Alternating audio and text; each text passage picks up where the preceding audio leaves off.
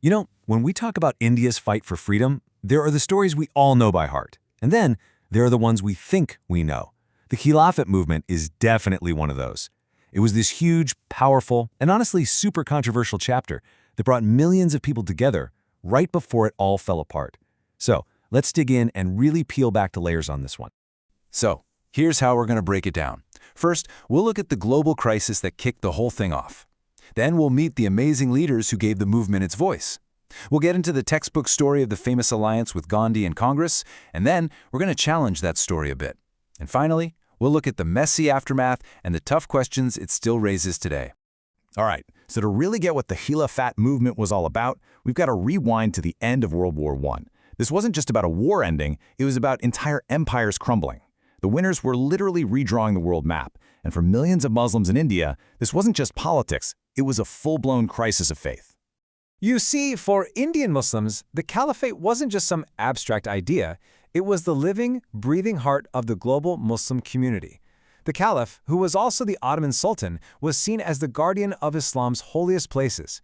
So the thought that this institution, which had been around for centuries, could just be dismantled by European powers, that was a massive spiritual blow. And what's wild is just how fast this all happened. Before the war, the Ottoman Empire is the seat of the caliph, no questions asked. Then, bam, 1918, they're defeated, and suddenly, the European powers, especially the British, are carving up the empire like a cake.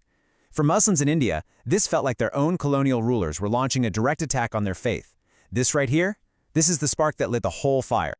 So you can't have a massive movement without leaders, right? And for the Caliphate, it was all about two incredible brothers who became the face, the voice, and the engine of the entire crusade. First up, you have Muhammad Ali Jawhar. This guy was the intellectual powerhouse of the whole operation. He was educated at Oxford, an absolutely magnetic speaker, and a totally fearless journalist. Through his newspapers, he gave a sophisticated and powerful voice to the anger and the hopes of Indian Muslims. And this quote, wow, it just perfectly shows his whole vibe. When a British politician basically asked him, "What threat are you really?" Muhammad Ali's comeback wasn't about violence. It was about something way more powerful, the unbreakable will of a people.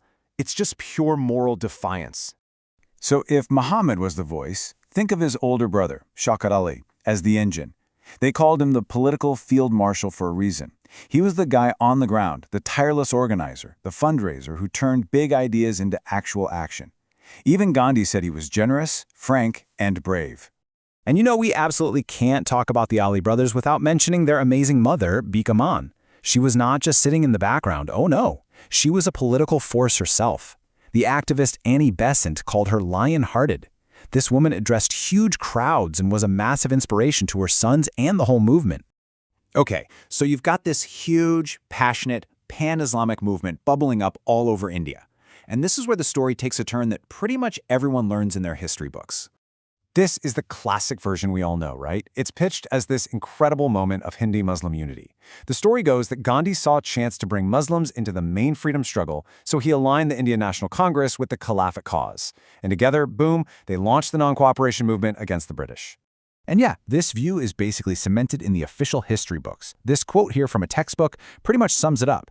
Gandhi made a strategic move to strengthen the fight for independence. It's a clean story of unity and shared goals. But is it? Is it really that simple? Because, as it so often happens with history, the moment you start digging into what people were actually writing and saying back then, in their letters, in their meetings, a much, much messier and more interesting picture starts to show up. And this brings us to a really fascinating historical debate that kind of blows up that simple story of unity. Some historians look at the evidence and they ask a pretty tough question. Was this a real alliance between equals, or was it more of a political takeover? Okay, let's just lay it out, side by side. The standard story says Gandhi joined the Caliphate to help free India. The counter-narrative, though, suggests he basically hijacked its massive energy for his own political goals. One says non-cooperation was a Congress idea. The other says, hold on, the Caliphate guys came up with it first. Let's look at the proof. Now, this is a direct quote from a letter Gandhi wrote in 1918 during the war. And it's pretty surprising to read.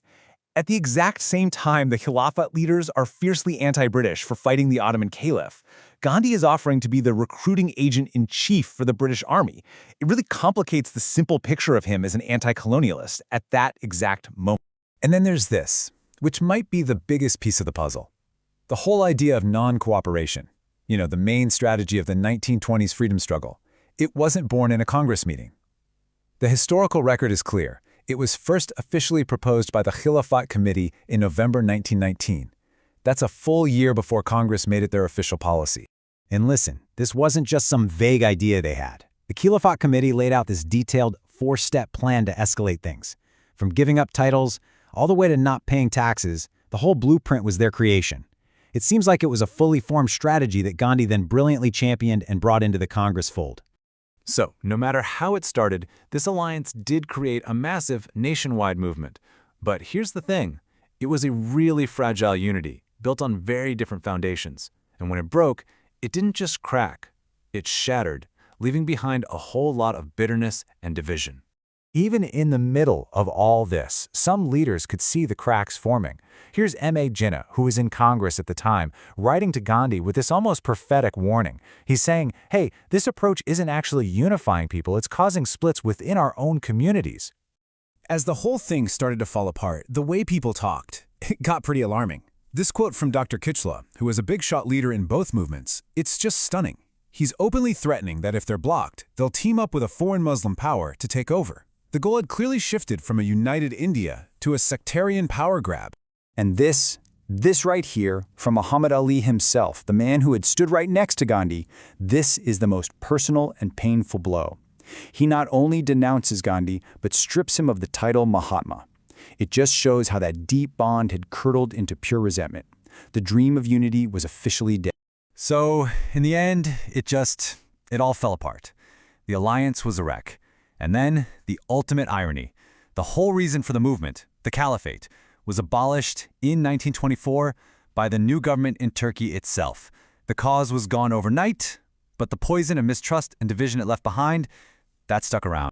Which brings us back to the big question, right? Was this alliance a noble, if maybe naive, attempt at unity? Or was it a calculated political gamble that ended up having a devastating cost for the freedom movement? The evidence we have suggests there's no easy answer, and it forces us to take a harder look at this really complicated moment in India's story.